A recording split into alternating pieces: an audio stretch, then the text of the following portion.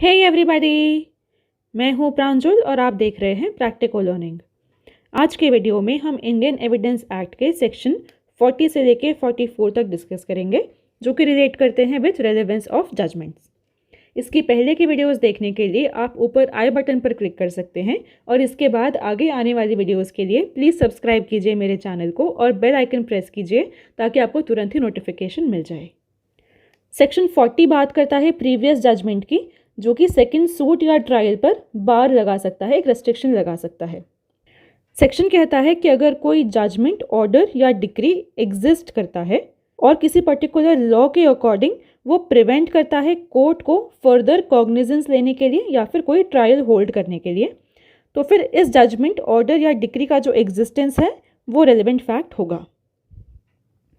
यहाँ पे क्वेश्चन आता है कि ये रेलेवेंट फैक्ट कब होगा। तो ये रेलेवेंट तब होगा जबकि एक क्वेश्चन अराइज होता है कि कोर्ट को कॉग्निजेंस लेना चाहिए या नहीं, या फिर कोई ट्रायल होल्ड करना चाहिए या नहीं। यहाँ पे जब बात आती है लॉ की, तो for example section 11 of CPC बात करता है रेस जुडिकेटा की, और article 20 clause 2 of the constitution बात करता है डबल जियोपार्डी की। यानी कि अगर आपने किसी एक पर्सन को किसी एक पर्टिकुलर ऑफेंस के लिए इंक्रिमिनेट कर दिया है, तो आप उससे उस सेम ऑफेंस के लिए दोबारा से पनिश नहीं कर सकते। ऐसे दूसरे लॉज भी हो सकते हैं जहाँ पे कि ये सेक्शन अप्लाई होगा। तो इस सेक्शन में जो जजमेंट, डिक्री या ऑर्डर है, ये अपने आप में रेलेवेंट फैक्ट हो जाते हैं और ये कंक्लूसिव प्रूफ माने जाते हैं। सेक्शन 41 कुछ बहुत स्पेसिफिक जुरिस्डिक्शन की बात करता है, जैसे कि प्रोबेट, मैट्रिमनी, एडमिरल्टी या फिर इंसॉल्वेंसी जुरिस्डिक्शन। इसके अलावा अगर कोई और जुरिस्डिक्शन है तो वो जाके सेक्शन 42 में कवर होता है।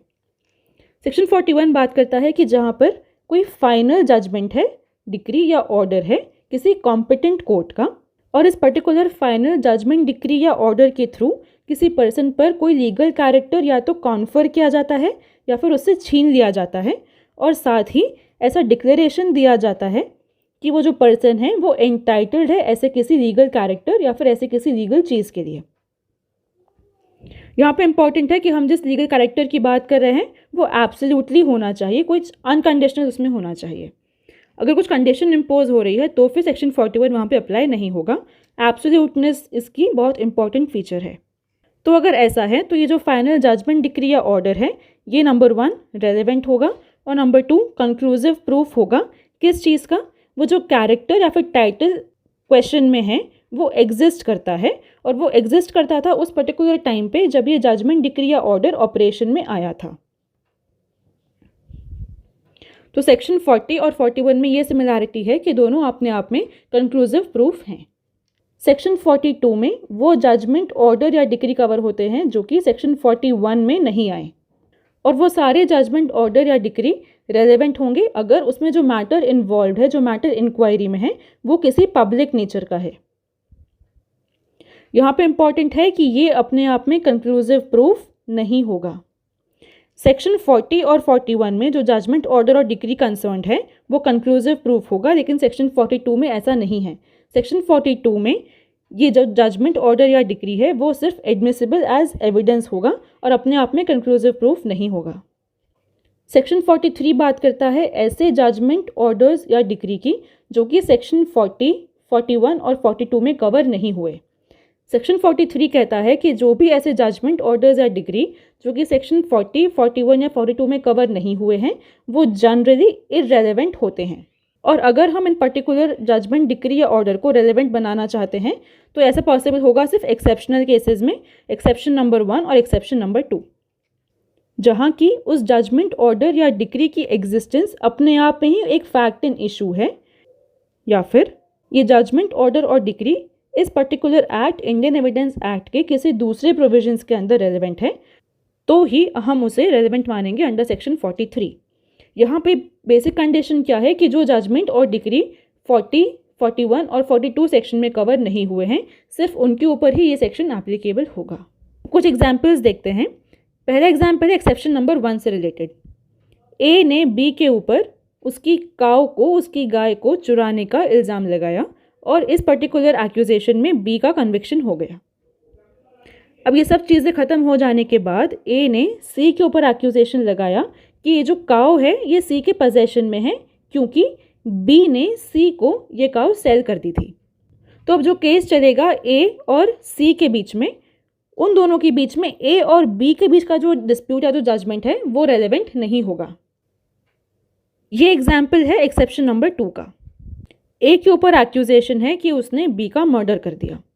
अब इस इन्वेस्टिगेशन में ऐसा पता चला कि ये पूरी सिचुएशन होने से पहले बी ने ए को स्यू किया था डिफेमेशन के लिए और उसमें ए को कन्विक्ट कर दिया गया था। तो यहाँ पे ए के पास वो मोटिव था कि वो बी का मर्डर कर दे और ये मोटिव कवर होता है under section 8 of Indian evidence act. तो क्योंकि जो प्रीवियस जजमेंट है वो इस पर्टिकुलर एक्ट के किसी दूसरे सेक्शन में रेलेवेंट है, इसलिए वो यहाँ पे सेक्शन 43 के एक्सेप्शन नंबर 2 में फॉल होगा। अब चलते हैं सेक्शन 44 की तरफ। सेक्शन 44 ये बात करता है कि किसी भी सूट या प्रोसीडिंग में कोई भी जो पार्टी इन्वॉल्व है वो ऐसा शो कर सकती है कि कोई जजमेंट, ऑर्डर या डिक्री किसी इनकॉम्पिटेंट कोर्ट ने डिलीवर की है या फिर वो ऑब्टेन की गई है बाय यूज़ ऑफ फ्रॉड और कोलिजन। यहाँ पे हम जिस जजमेंट, डिक्री या ऑर्डर की बात कर रहे हैं वो रेलेवेंट होना चाहिए अंडर सेक्शन 40, 41 और 42 और उसे ऐसा प्रूफ हो जाना चाहिए बाय दी एडवर्स पार्टी।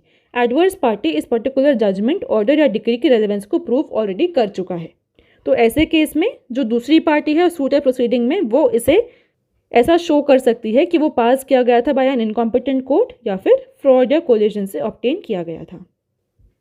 तो अगर हम इस पूरे पोर्शन का क्रक्स देखना चाहें तो जजमेंट रेलेवेंट होते हैं अगर वो सेक्शन 40, 41 या 42 में कवर होते हैं। तो सेक्शन 40 और 41 ऑपरेट करते हैं as conclusive evidence, conclusive proof, लेकिन सेक्शन 42 सिर्फ एक जनरल एविडेंस होगा और वो कंक्लूसिव प्रूफ नहीं होगा। सेक्शन 44 में पार्टी ये शो कर सकती है कि जो पर्टिकुलर जजमेंट, ऑर्डर या डिक्री क्वेश्चन में है वो या तो फ्रॉड से ऑब्टेन की गई थी या फिर किसी इनकॉम्पिटेंट कोर्ट ने डिलीवर की थी। तो आई होप आपको ये सारी चीज़ें समझ में आई होगी। अगर कुछ भी डाउट्स है तो आप कमेंट सेक्शन में पूछ सकते हैं। इस सीरीज़ में आगे आने वाली वीडियोस को पाने के लिए प्लीज़ सब्सक्राइब कीजिए मेरे चैनल को और बेल आइकन प्रेस कीजिए ताकि आपको तुरंत ही नोटिफिकेशन मिल जाए। हम जल्द मिलेंगे अगले वीडियो में। Bye bye.